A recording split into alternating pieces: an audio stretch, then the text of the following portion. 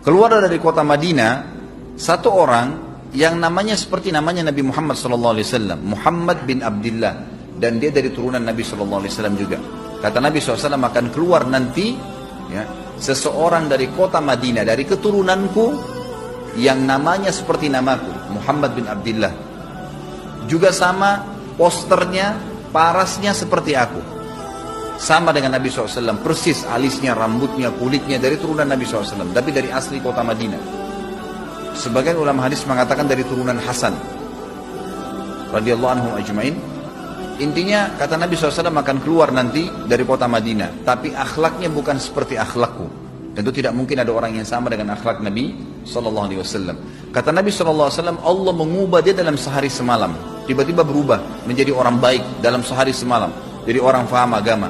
Lalu orang-orang pun akan datang kepadanya dari masyarakat Madinah berkata, engkau adalah turunan Rasulullah SAW, pimpinlah kami berperang melawan Dajjal. Maka dia pun menolak. Dia menolak awalnya, kemudian dia menuju ke Mekah diikutin dengan 300 orang pertama dari kota Madinah. Sampai di Mekah, setelah selesai dia tawaf, maka seluruh muslimin menunjuknya sambil mengatakan, engkau harus memimpin kami. Dan orang ini punya julukan Mahdi, dikenal dengan Imam Mahdi. Inilah tanda-tanda kiamat yang kedua. Setelah Dajjal keluar, buat kerusakan di muka bumi tadi selama 40 hari itu atau setahun lebih. Kemudian keluarlah tanda-tanda kiamat kedua pada saat dia sudah tiba di kota Babulut di Israel. Keluarlah si Mahdi ini. Pada saat dia tiba di Mekah, dibaiatlah oleh banyak kaum muslimin, tidak disebutkan jumlah pasukannya, maka terbentuklah pasukan jihad yang mengejar Dajjal menuju ke Palestina. Lalu keluar tanda-tanda kiamat 3, langsung berentetan semua.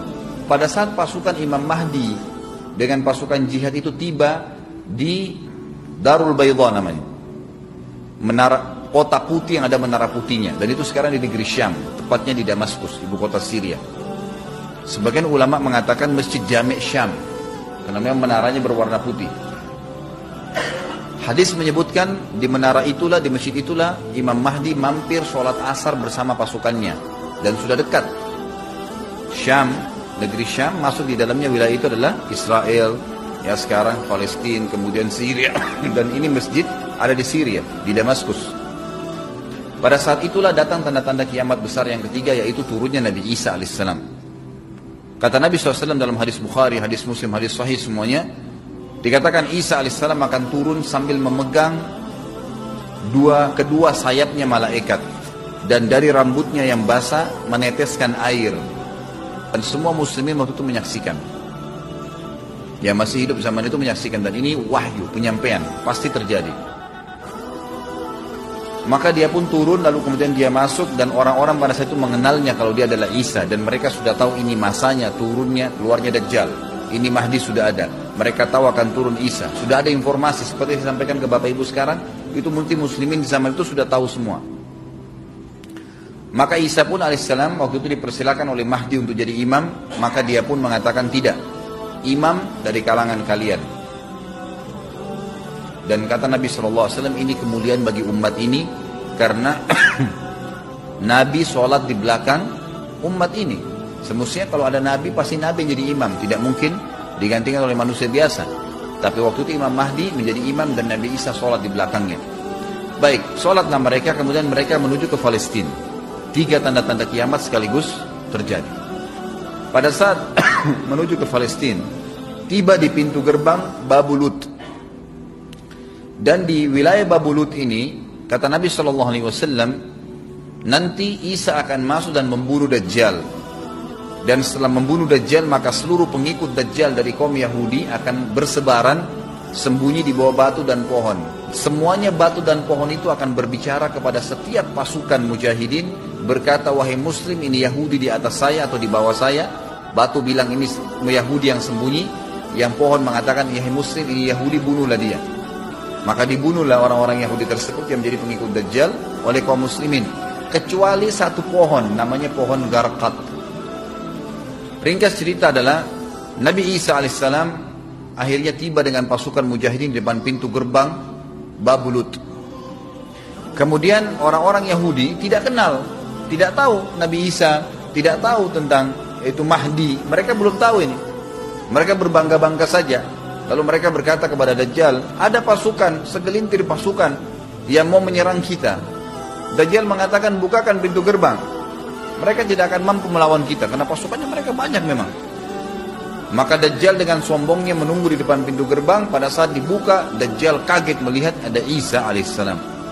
Dan pada saat itu kata Nabi SAW, Dajjal faham kalau sudah tiba ajalnya.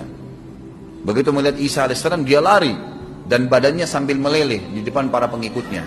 Lalu Isa alaihissalam mengejarnya mengatakan, wahai musuh Allah, saatnya kau akan menemui ajalmu. Lalu ditusuklah dengan tombak emas di antara dua matanya, maksudnya di dahinya, ditusuk oleh Isa alaihissalam dan matilah Dajjal.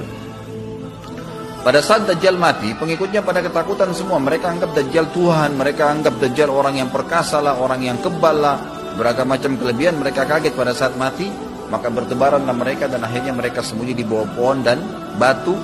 Lalu Nabi Isa AS memimpin di muka bumi. Dan kata Nabi SAW, pada saat itu Islam, agama Islam yang dibawa oleh Nabi SAW akan masuk ke semua rumah.